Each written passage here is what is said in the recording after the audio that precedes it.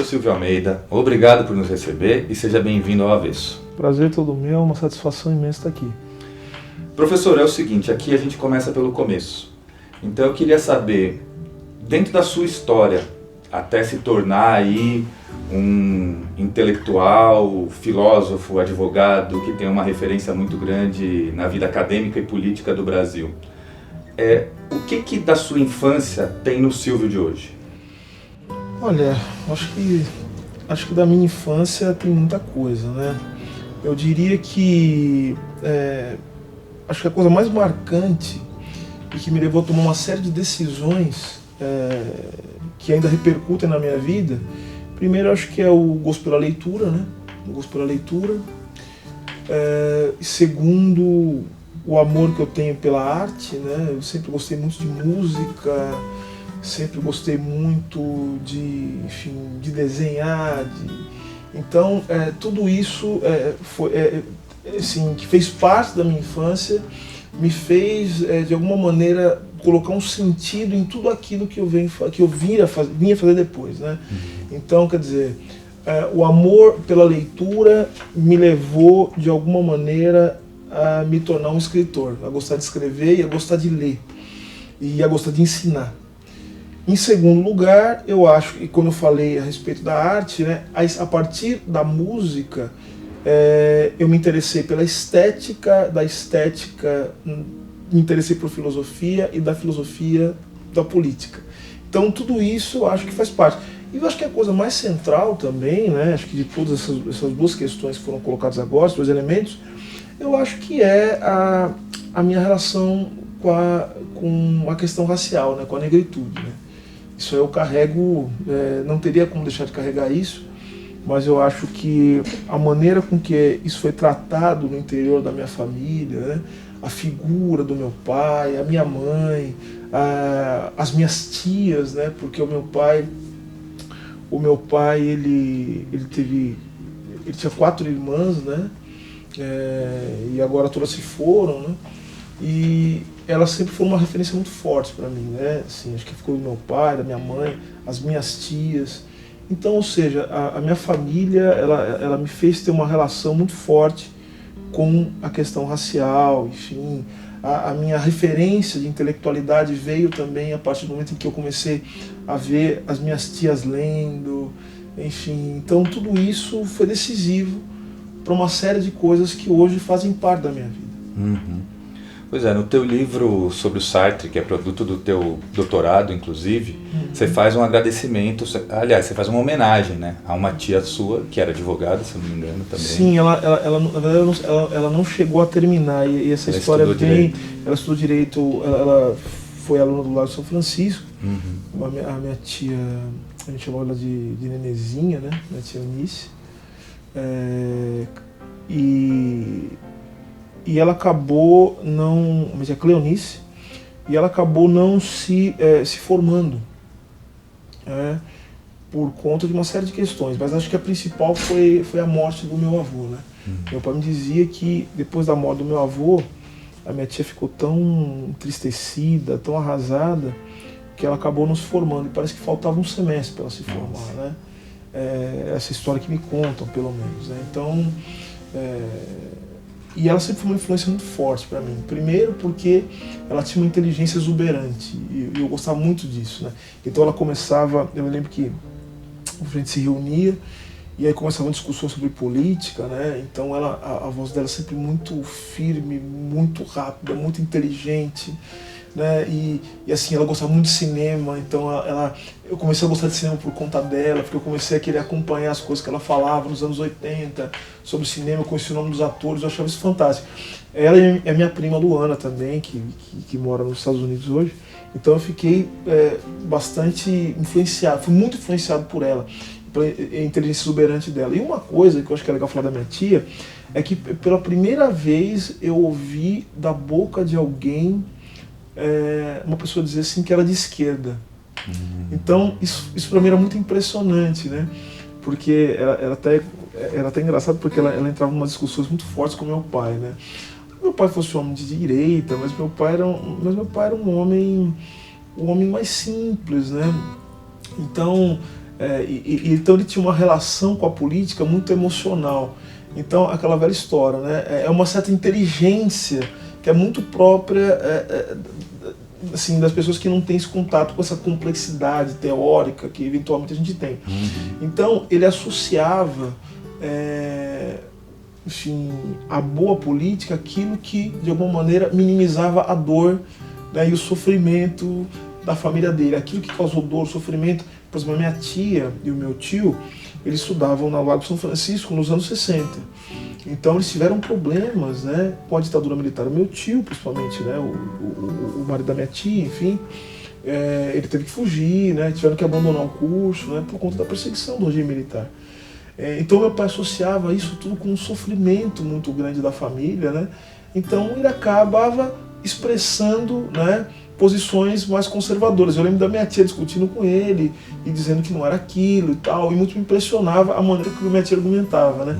Obviamente que meu pai, no fim da vida dele, meu pai morreu em 2015, ele já não tinha essas mesmas posições, até por conta da influência, né, a relação que eu tinha com ele. E a relação com meu pai era uma relação incrível, né? Assim, eu vejo muito dos meus, eu acho que tem muito do que eu sou hoje, muito do que eu conquistei hoje, sem dúvida alguma, e também o discurso que eu faço contra a meritocracia, essa ideia de meritocracia, é parte de uma observação da minha própria vida. Ou seja, eu só consigo fazer as coisas que faço hoje e conseguir estudar o que eu estudei, enfim, chegar onde eu cheguei hoje, não é por conta apenas do meu esforço pessoal, né? É porque eu tive uma série de condições que muitos como eu, que tem uma história muito parecida com a minha, não tiveram. E uma dessas condições é o fato de ter um pai, né? Um pai de verdade. Meu pai era um pai impressionante. Era um pai que até o último momento da vida dele, a gente se abraçava, se beijava no rosto, assim, eu sentar no colo dele, de eu falar coisas para ele que eu falo, inclusive, para poucos amigos meus, né? E a minha mãe também, que é uma mulher maravilhosa, né? Que está viva, que está bem, né? Mas o meu pai, eu tive a figura do meu pai, ela tem um papel decisivo, né? Porque ele foi um pai muito presente, um pai muito que muito me apoiou o tempo todo. Então, ou seja, eu tive esse tipo de condição que a maioria das pessoas, né, ou pelo menos boa parte das pessoas, eu diria, com quem são parceiras comigo, que vêm de onde eu vim, que são homens negros, né, mulheres negras, não tiveram essa condição. Então, nesse ponto eu tive sorte, eu tive algo que me permitiu fazer o que eu faço hoje. Vamos falar um pouco então mais do teu pai, que também foi homenageado nesse mesmo livro que eu falei. Claro. E teu pai era jogador de futebol, não sei se as pessoas conhecem. Sim. Lorival de Almeida Filho era jogador de futebol profissional, jogou no Corinthians. Era um goleiro negro, que eram poucos os goleiros negros, inclusive ele foi chamado de Barbosinha, que era uma referência ao Barbosa, que foi um baita de um goleiro negro, que ficou marcado pela história do Maracanaço. Como é que é o teu pai na sua infância e na sua vida, essa conciliação do futebol? Você disse também que o Zé Maria da democracia corintiana também era parte dessa vida da tua infância. Sim. Então, nesse papel que ele cumpriu na tua formação, como é que o futebol entra? Assim, o meu pai ele falou uma coisa muito engraçada, que eu acho que não era dele, essa frase não é dele, mas ele usava muito. Ele falava assim: nossa, esse pedaço de couro me deu praticamente tudo que eu tenho na vida. Ele falava isso, né? Como é que um pedaço de... É uma coisa mágica, um pedaço de couro conseguiu me dar coisas que eu não imaginava que eu poderia ter. Meu pai estudou muito pouco, né? Assim, e ele, desde os 13 anos de idade, ele me dizia que ele já começou com essa vida de futebol. E o meu pai tem uma história muito peculiar, porque meu pai era um centroavante, ele era um bom centroavante, pelo que ele dizia e pelo que se dizia dele. E ele foi junto com os amigos fazer um teste na Portuguesa de Esportes. E os amigos deles, enfim, todos queriam ficar, ele foi mais para acompanhar os amigos. Aí perguntaram qual a posição ele jogava. Ele falou assim, sou centroavante. Eu falei, mas não tem vaga para centroavante. Ele falou assim, então eu vou de goleiro. Aí ele foi lá e ele foi o único que passou. E ficou, jogou na Portuguesa. Se não me engano, ele foi para Francana, depois para o Corinthians. Ou ele foi para o Uberlândia antes, agora eu não me lembro exatamente a ordem, né? Mas assim, o futebol sempre tem um papel muito forte para mim, né? Assim, foi uma coisa referencial, porque as conversas que eu tinha com meu pai, eu descobri um lado do futebol que é muito interessante, que é essa coisa de você ter um lado analítico. Eu sou torcedor do Corinthians, tá? Só que eu não consigo ser fanático. E fanático quer dizer, ser condescendente com mediocridade, com erros, né? Porque o meu pai me ensinou a ver jogo de uma maneira muito analítica, né? Então ele falou, seu time não tá jogando bem e tal. Tanto que eu acho que eu vejo futebol muito bem, mas por causa do meu pai, né? Ele me ensinava isso, né? Ele mostrou que o futebol tinha uma certa racionalidade, mas ao mesmo tempo ele me ensinou que o futebol tinha uma certa emoção. Tem um momento que eu nunca mais esqueço, um momento que marcou minha vida. Um momento na Copa de 90, eu não me lembro, Copa de 90. Um jogo, Camarões e Inglaterra. Foi 3-2 esse jogo. Eu lembro meu pai chorando no final do jogo e aplaudindo em pé, assim, isso é uma coisa que me emociona até hoje de lembrar. Porque eu não entendia porque meu pai estava chorando, né? Aí eu entendi que era o futebol, mas era também ver aquela seleção, né, africana, ver Roger Milá jogando.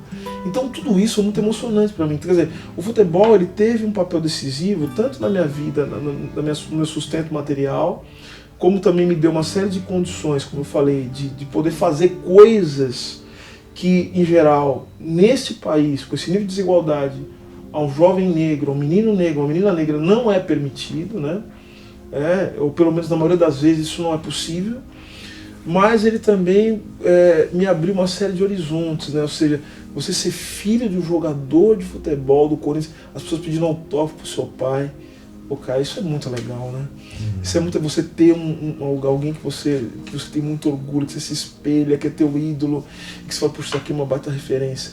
Agora a questão do goleiro negro, que eu acho que é uma questão importante, você falou que o Barbosa ficou marcado. Acho que todos os goleiros negros são marcados. Todo jogador de futebol negro é marcado. E isso, quem fala muito bem disso é o Mário Filho, né? No clássico, né? O negro do futebol brasileiro, né? O fato do meu pai ter o apelido Barbosinha já demonstrava que meu pai, desde o início da carreira, ele já seria estigmatizado.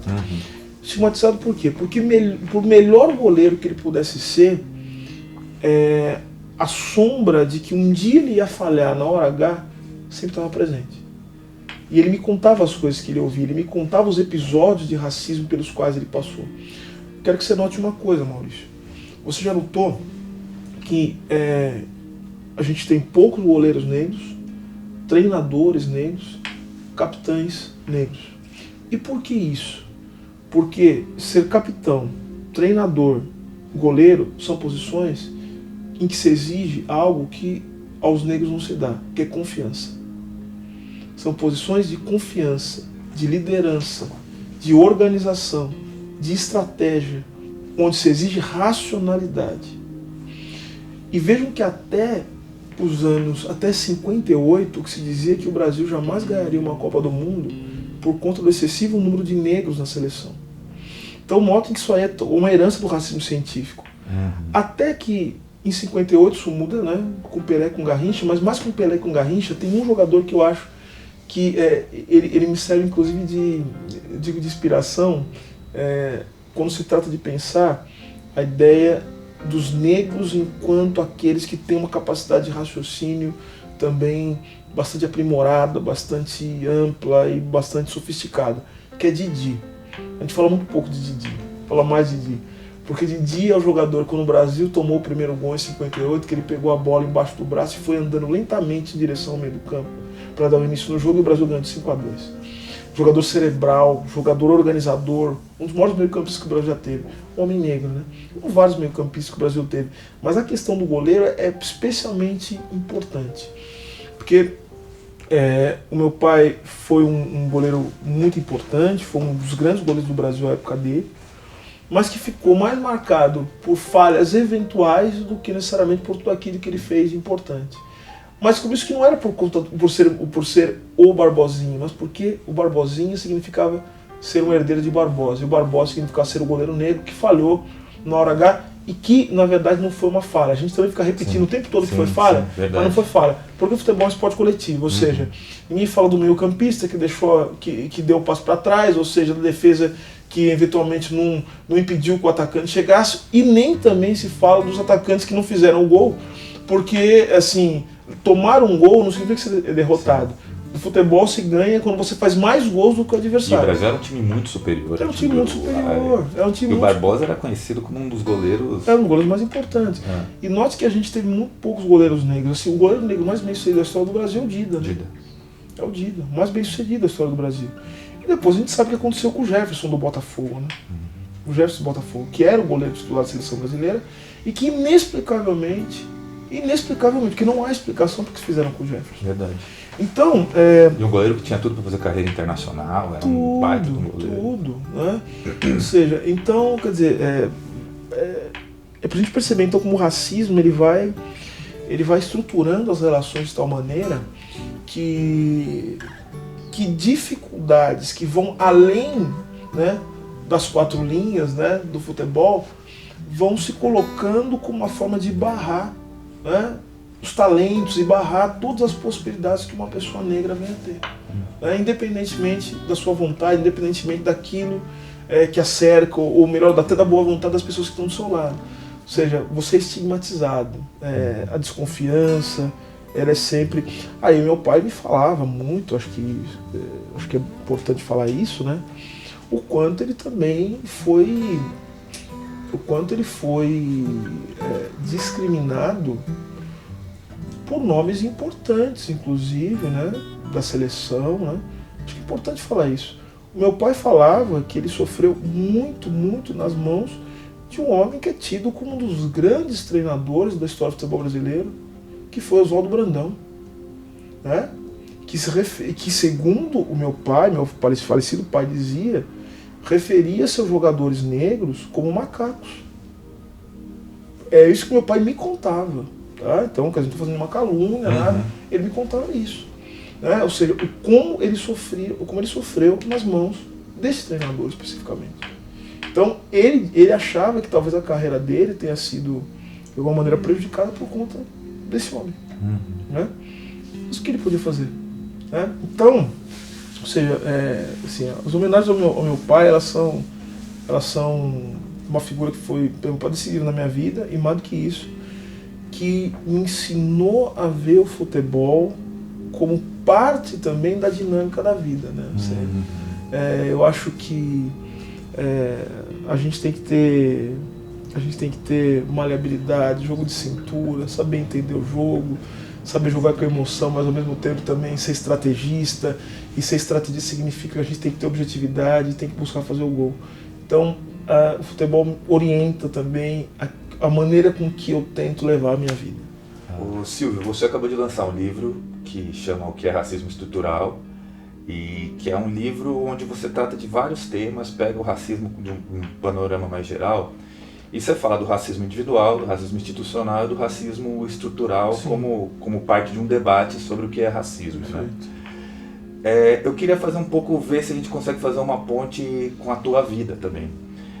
Nesse movimento teu do pensamento, para entender o racismo como parte da estrutura social, como parte da lógica estruturante da sociedade que a gente vive hoje, com a sociedade capitalista já mundializada, e que está no dia a dia, para além das instituições, inclusive, para além das relações éticas, pessoais, dos preconceitos e coisas desse tipo. Como é que foi esse movimento na tua vida, dentro da tua trajetória, de ir entendendo o racismo? Né? Nas relações pessoais e daí nas instituições, e entender como parte da estruturação da sociedade? Eu costumo dizer o seguinte, eu acho que uma pessoa negra, nas condições sociais do Brasil e outros países em que você não tem maioria negra, mas embora essa relação ela tenha um caráter que vai além das fronteiras nacionais, as relações raciais só podem ser entendidas dessa maneira, mas no Brasil eu costumo dizer o seguinte, que todo negro, todo homem negro, toda mulher negra tem duas certidões de nascimento. Uma é que ela é fornecida pelo Estado, a outra é no momento em que você é lembrado que você é negro. Então você tem um momento na sua vida, né, que é um momento geralmente marcante, em que você descobre que não é negro. E isso geralmente ocorre em alguns episódios que não são nada legais. Eu me lembro exatamente no dia em que eu descobri que eu era negro. O dia que eu descobri que eu era negro é o dia que eu descobri que eu não era igual aos meus colegas, né, brancos. Né? Eu estudava numa escola particular, eu lembro que estava muito frio, eu estava no que se chamava antes de Jardim da Infância, né? Eu não sei se era o pré-primário, Jardim da Infância, era uma coisa assim. E eu lembro que estava bastante frio, como eu disse, e eu coloquei um gorro. E o gorro, por acaso, era vermelho e preto, né? Um gorro, todo mundo de gorro, todo mundo bem agasalhado, né? Crianças, né? Aí eu lembro que a professora, na hora que eu entrei na sala, ela tirou o gorro da minha cabeça, ela puxou e falou assim: você não pode andar com esse gorro, porque você fica parecendo um bandido. Eu não entendi muito bem, falei pra minha mãe, mas eu lembro da minha mãe muito brava, indo na escola, querendo falar com a professora de qualquer jeito. E aí nesse dia eu entendi, né? Eu entendi o que estava acontecendo. Eu tinha alguma coisa que me tornava diferente daqueles meus colegas, que ia além da cor da pele, né? Ou seja, a cor da pele ativava uma série de mecanismos que fazia com que eu recebesse, por conta dessa identificação, um tratamento diferente daquilo que outras pessoas com a cor da pele mais clara do que a minha recebiam. E aí eu comecei a entender essa questão racial. Só que agora, como eu falei para você, Maurício, eu tive uma vida que me permitiu não apenas refletir sobre essas questões, mas também me defender de boa parte daquilo que o racismo acaba fazendo com as pessoas, que é o adoecimento, que é você abandonar certas possibilidades e perspectivas de vida. Então, uma coisa que me caracterizou, e graças também a essa estrutura que me foi possível, né, é que eu nunca tive medo de sonhar. Eu nunca fui atingido pela desesperança. Ou seja, eu nunca pensei, olha que coisa, isso faz toda a diferença, cara. Para mim não estava no meu horizonte que eu não faria faculdade. Eu sempre soube que eu ia fazer faculdade. Cara, isso faz toda a diferença. Porque a gente sabe, e você sabe disso, que existem jovens que têm a certeza de que não vão fazer faculdade. E mais do que isso, que têm a certeza de que não vão viver muito. E faz toda a diferença, cara. Então eu tinha certeza. E desde criança eu falava assim, eu quero ser advogado. Eu tinha certeza que eu ia ser advogado. Mas agora, veja, o meu pai nunca virou para mim e falou assim, Silvio, desiste disso aí. Isso não é pra você. Você é negro. Ele falou o contrário. Minha mãe também falava isso. É isso mesmo, filho. As minhas tias. Você vai ser advogado mesmo. Você vai conseguir. Eu achava que eu ia ser. Eu não estou falando de autoajuda, não. Eu estou falando de você não se desviar de um caminho que é absolutamente possível. Né? Ter perspectiva. Ter perspectiva, ter horizonte. Porque, veja, o que nos define, Maurício, não é o nosso passado, fundamentalmente. O nosso passado nos determina em algumas coisas que nós não podemos escolher. A gente não escolheu ser brasileiro, não escolheu ser negro. Então, quer dizer, eu tenho que lidar com isso. E isso vai dizer muito sobre o que é o meu presente. O meu passado, portanto, ele vai se repercutir muito fortemente naquilo que sou. Entretanto, o que me define como ser humano não é nem o meu passado nem o meu presente, é o meu futuro. O meu futuro me define. São as perspectivas, é aquilo que eu traço como horizonte para a minha vida. E aquilo que eu traço como horizonte para a minha vida não é só para mim, é aquilo que eu traço para o mundo. Porque no futuro, eu sei que eu não vou estar aqui, provavelmente, né, daqui a 100 anos. Então note, quando eu me projeto para o futuro, eu estou dizendo aquilo que eu quero deixar de legado para a humanidade, mesmo quando eu não estiver mais aqui. Então notem que eu criei essa possibilidade de ter uma perspectiva de vida e de mundo que vai muito além do meu presente. Então o que a gente tem hoje? A gente tem uma hipostasia de uma série de jovens, homens e mulheres, e o Brasil vivendo uma crise econômica, uma crise institucional, depois de um golpe de Estado, né, que nós vivemos. Então veja o que está acontecendo. Nós estamos destruindo a prosperidade do futuro porque nós estamos hipostasiando a vida das pessoas no presente. O mundo está virando viração. O que é viração? Todo mundo pensando como vai fazer para sobreviver naquele dia, sem tentar pensar o que pode ser no dia seguinte, porque o outro dia seguinte é outra viração. Isso é a fórmula de destruição das possibilidades, do esgarçamento social, das possibilidades de vida, de construir um país, de construir um mundo diferente, um horizonte renovado. Então, quer dizer, eu tive essa possibilidade, né? E por isso que acho que tenho eu a obrigação de utilizar essas possibilidades que eu tenho para tentar projetar um mundo diferente em que outras pessoas possam ter a mesma esperança que eu tenho e que eu também fui alimentado com ela ao longo da minha vida. E eu começo esse livro, que é Racismo Estrutural, dizendo o seguinte, e aí como é que eu junto todas as coisas, né? Eu falo, esse livro não é um livro sobre racismo. Sim, sim, eu ia até te perguntar sobre isso. É um livro de teoria social. E por que é um livro de teoria social? Porque não se entende o que é a sociedade sem entender o racismo. Então, é uma coisa que eu sempre tenho dito, e eu acho que eu já falei isso para você. Eu recebo muitos convites para falar sobre questão racial. Alguns eu aceito, a grande maioria eu não aceito. Por que eu aceito? Porque, primeiro, que eu acho que racismo não é uma questão só de negros. Os brancos têm que discutir racismo porque são eles que se beneficiam com o racismo. Sim. Certo? Então, o branco tem que discutir racismo. Tem que discutir, inclusive, a sua condição racial, porque uma das características do ser branco é que a raça funciona como se ela não existisse. Né? O branco é uma raça que não tem raça. É uma coisa interessante. Então eles têm que discutir também essa questão. Em segundo lugar, eu não sou doutor em cotas. Né? Eu sou doutor em teoria e filosofia, teoria do direito e filosofia do direito pela Universidade de São Paulo. Eu sou doutor e pós-doutor. Eu estudei filosofia do direito, estudei economia política, sou professor de economia política, de filosofia do direito, de teoria econômica e economia política. Teoria do direito e economia política. Então, quer dizer, por que razão alguém me chama só para falar de questão racial, para falar de cotas? Né?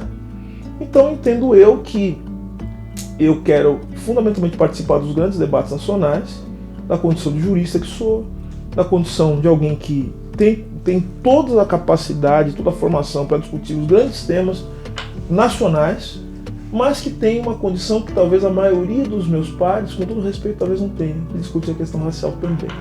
Né?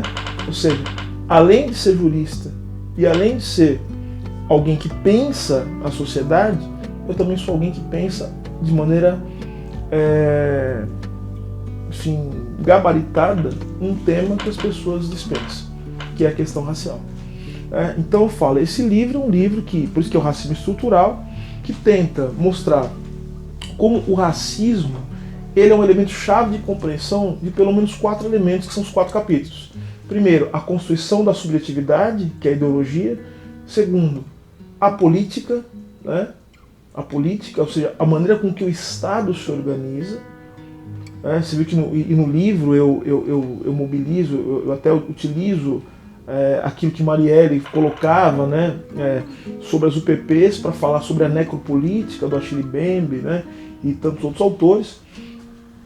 Em terceiro elemento, o direito. Não se entende o direito como não se entende o direito se você não entender como o direito funciona como um doador de sentido para os indivíduos, constituindo-lhes a identidade. Você não tem racismo se não tem direito. E você não tem direito sem entender como funciona a mecânica da racialização. E em quarto lugar, né, que é racismo e economia. Então, ou seja, essas dimensões que nós podemos chamar de estruturais da vida, elas são perpassadas pela tecnologia da raça como constitutiva do lugar dos indivíduos, dos grupos e também como maneira de você conformar a desigualdade no mundo. Né? Então, ou seja, esse livro tem muito a ver com a minha vida, mas não apenas com a minha vida enquanto homem negro que sou. Porque tem a ver também com a vida de todos nós que estamos aqui e tem a ver também com a minha vida enquanto pesquisador e enquanto teórico da sociedade, fundamentalmente. É o que tem mais a ver.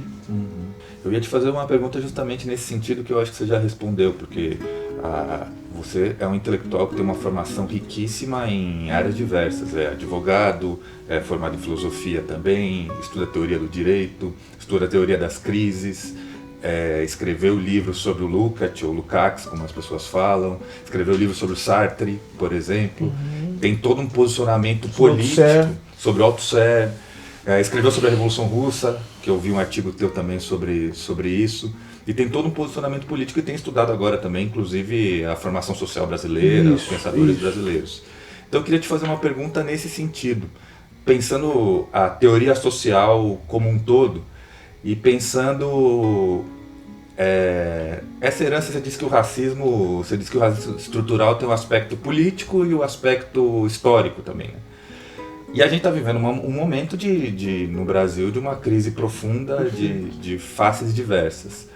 Como é que você enxerga essa crise hoje? A gente vai falar sobre o futuro também, mas como é que você enxerga que essa crise tem se desdobrado e quais são os elementos dela que explodem na política mais, nessa ascensão da direita, coisas como essa?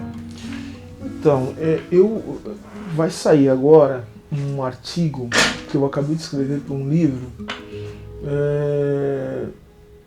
que é organizado pela professora Esther Solano, que é um livro chamado Ódio à Política, né? O ódio na política. Esse livro, o artigo que eu escrevi é um artigo que eu chamo de neoconservadorismo e liberalismo. E por que neoconservadorismo e liberalismo? Tentando entender um pouco o que significa o que se chama de ascensão neoconservadora. Primeiro, mostrando que o conservadorismo ele não é resultado, e para nós isso é fundamental para que a gente possa entender o fenômeno e eventualmente nos opormos a ele. O conservadorismo é resultado de uma intensa elaboração intelectual que tem início, o conservadorismo clássico, tem início já no século XVIII, nos estertores das revoluções liberais, da Revolução Francesa em especial. São homens que estão se opondo intelectual e politicamente aos desdobramentos da Revolução Francesa, defendendo a ideia de que certos valores não podem ser transformados, desde que eles não são contra reformas, mas desde que certas reformas não mudem coisas que eles consideram que são fundamentais. O chamado neoconservadorismo, ele também tem uma origem reativa, por isso que são reacionários, né? Então, não são apenas conservadores, mas são reacionários também, porque eles estão reagindo contra o que eles consideram que é uma degradação de certos valores também provocados, primeiro, pela intervenção do Estado, né, em demasia na economia, na sociedade, na vida de uma maneira geral, o que ocasionaria a ascensão de certos grupos, que são grupos como negros, gays, mulheres, enfim, que estariam corrompendo certos valores. Então eles precisaram reagir em relação a isso. Aí você tem toda a ascensão neoconservadora, que começa desde ali dos anos 60, ganha força nos anos 70 e 80, tem o ápice disso com Margaret Thatcher e Ronald Reagan, que impõem derrotas bastante vigorosas ao chamado Estado de Bem-Estar Social. Começa todo esse processo de conservadorismo no mundo. Agora, note, isso ganha contornos trágicos no nosso tempo e nesse momento. Então não é à toa que está acontecendo na Europa, nos Estados Unidos, com a ascensão do neoconservadora, ultraconservadora, e também nós estamos vendo no Brasil. Por quê? A crise econômica, o que ela gera?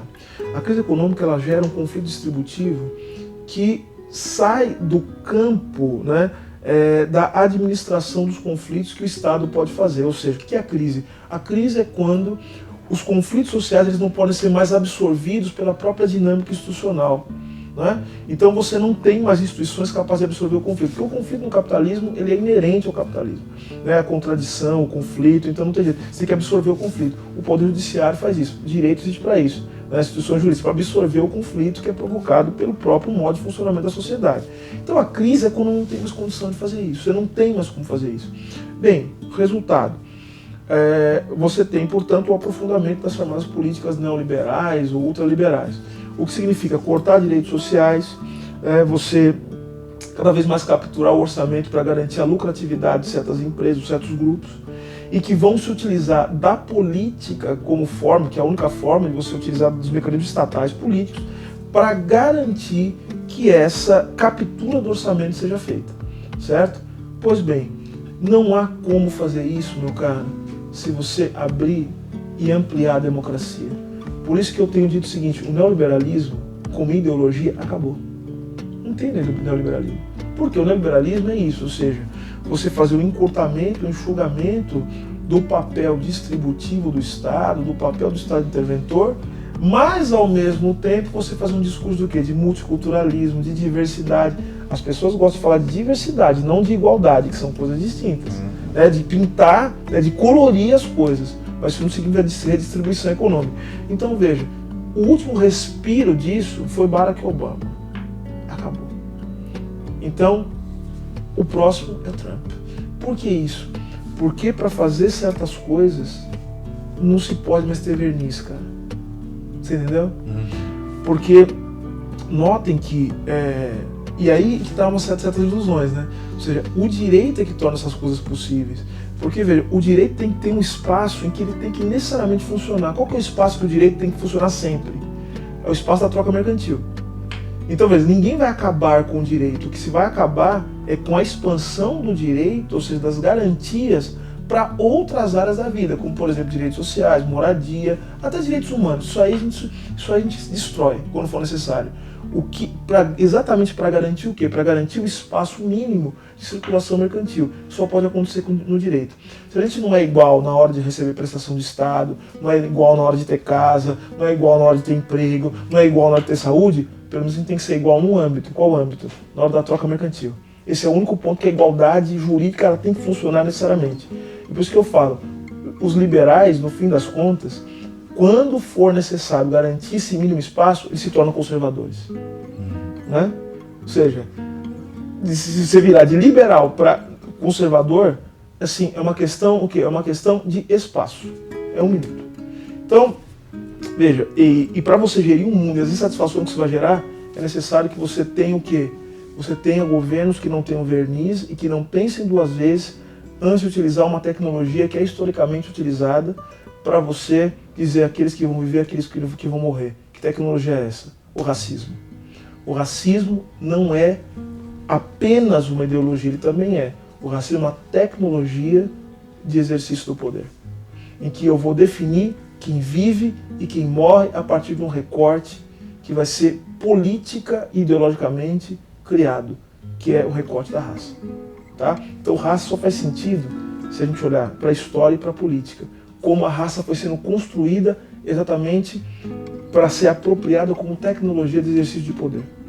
Então agora, o que vai acontecer, você só aceita, é só aceitável que morram milhares de jovens todos os anos nas periferias do país inteiro e do mundo, eu diria até mais, o que acontece com a imigração, porque são pessoas que são racializadas. Porque são pessoas que a tecnologia de poder, que a raça, disse e tornou vidas descartáveis, que podem ser descartadas, que funcionam ideologicamente da seguinte maneira. Quando a gente vê um negro sendo arrastado, mesmo sendo advogado, dentro de uma audiência, isso não causa a comoção que causaria se fosse uma pessoa branca. Você imagina se alguém arrastar uma mulher branca, advogada, dentro de uma audiência, isso era um escândalo internacional. Sim. Mas como mulher negra, as pessoas se sentem autorizadas a fazer isso. Né? A gente está falando do caso da advogada, né, que foi arrastada no Rio de Janeiro. Mas vejam só, como é que o racismo funciona? O racismo funciona tornando, portanto, corpos negros descartáveis. E aí, para juntar a ideia de crise com a ideia de raça, eu gosto de usar muito o conceito do Achille Mbembe, né, que é a necropolítica. Se o racismo institui a biopolítica, que é a ideia de que é possível... O racismo não institui, mas o racismo ele faz parte da biopolítica. A necropolítica é um novo patamar dessa relação do poder estatal com a vida e com a morte. Então, se antes o Estado ele suspendia a morte para manter controle sobre a vida, agora é o contrário.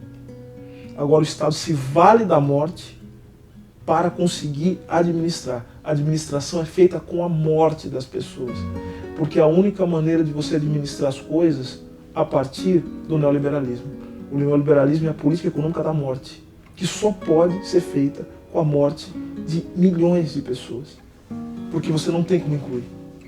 Entendeu? Nesse sentido, deixa eu te fazer uma pergunta então que é simbólica, porque hoje, quando nós estamos gravando essa entrevista, faz 6 meses da morte da Marielle. Sim.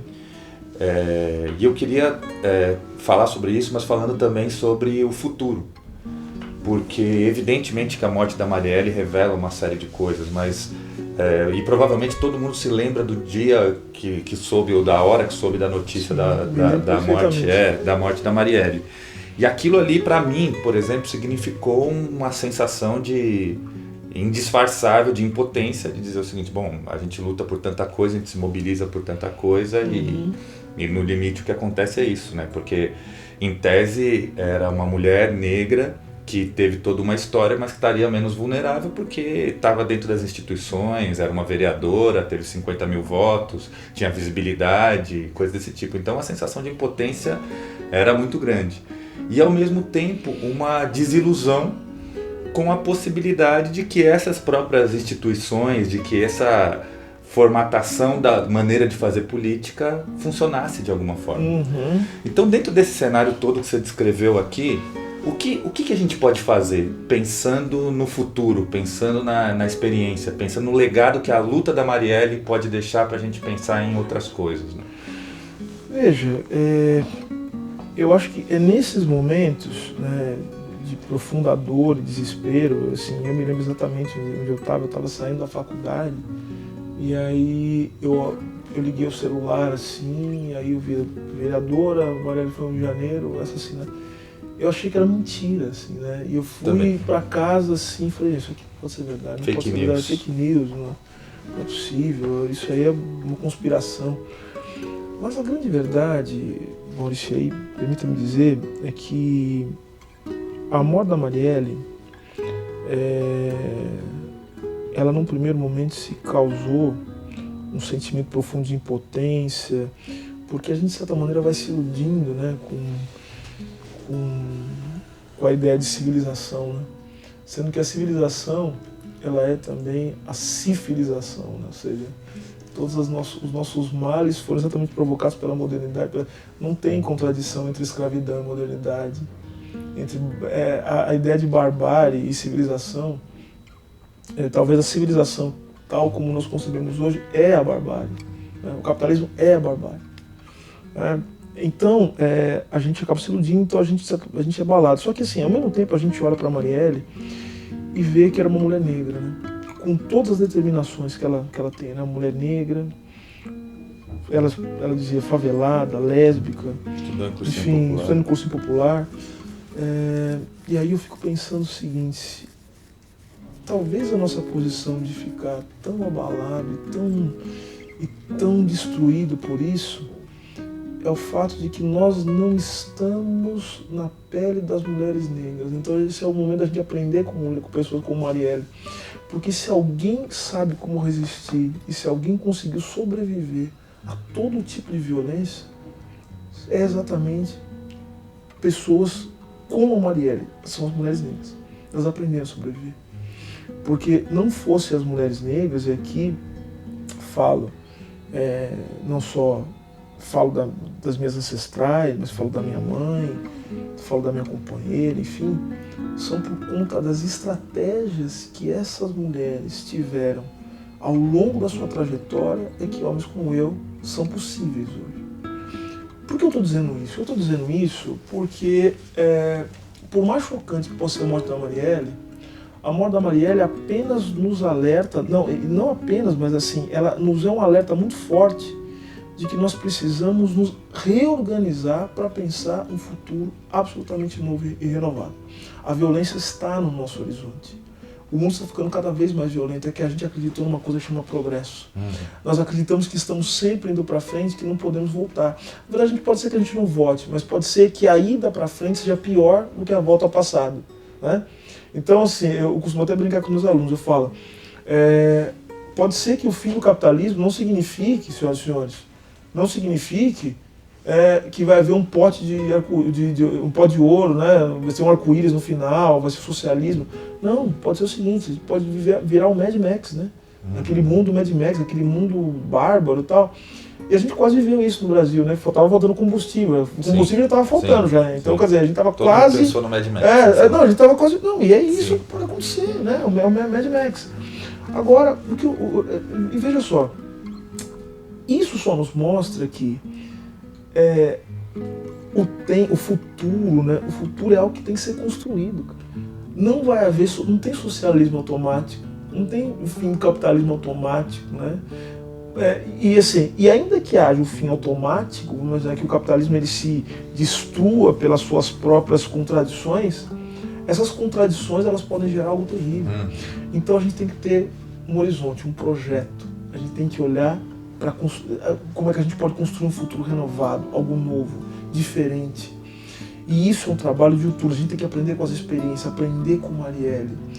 Porque a Marielle, ela foi assassinada de uma maneira covarde, vil, e que não tem resposta até hoje.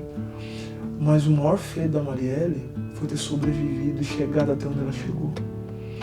Então, ou seja, nós temos que aprender com a experiência dela, nós temos que aprender com a lição que ela nos deixou, né? De como é possível sobreviver nesse mundo. E de como a morte dela é um símbolo também para outras pessoas, homens, mulheres negros, homens brancos, mulheres brancas, que têm um compromisso com um mundo diferente e renovado. Né? Então, o Sartre dizia isso, ele fala assim, a vida não tem nenhum significado em si, e nem a morte, a não ser que a gente consiga, na nossa trajetória, atribuir um significado para isso. E a Marielle atribuiu um significado. Então, que nós peguemos o exemplo da vida dela, de tudo que ela construiu, para que a gente possa construir algo absolutamente novo, que é algo que ela lutava e que ela esperava. Então nós temos uma responsabilidade histórica, né? Ela virou, e eu diria que quando ela era minha irmã, minha ancestral, eu diria assim, ela virou minha ancestral, ela virou orixá, né? Então por isso é nas costas, é a partir dela e na inspiração dela que nós vamos construir um futuro. E axé, é isso. Silvio, se você pudesse dar um recado para o Silvio mais jovem, para o Silvio que está começando a entender as coisas, que recado você daria? Eu diria para ele o seguinte, Silvio, estude mais do que você, mais ainda do que você estuda, cuide ainda mais da sua saúde, fique mais próximo ainda dos seus companheiros, das suas companheiras, abrace mais seu pai e sua mãe, fique mais próximo da sua irmã, cada vez mais, das suas tias, aprenda mais, ouça mais e fale cada vez menos. Eu diria isso para ele. E falaria assim para ele perseverar, para ele ter a paciência, porque o que eu acho que é mais difícil quando a gente está muito jovem é a paciência. Tem que ter a paciência, esperar, perseverar, observar. Mas esperar, perseverar, observar não significa não agir. Agir, né? Então acho que é isso, né? Ou seja, estudar mais, fazer mais tudo que eu tentei fazer, mas fazer mais e melhor. Abraçar as pessoas, amar cada vez mais e lutar cada vez mais. É isso. Pô, Silvio, para a gente terminar, se você pudesse, de alguma forma, colocar algo do avesso, se tivesse o poder de colocar algo do avesso, o que você faria? Do avesso? E quando você fala do avesso, quer dizer, colocar algo contrário, né? Virasse o contrário, vamos ver. Você colocaria do avesso? Acho que outras pessoas já devem ter respondido isso, né?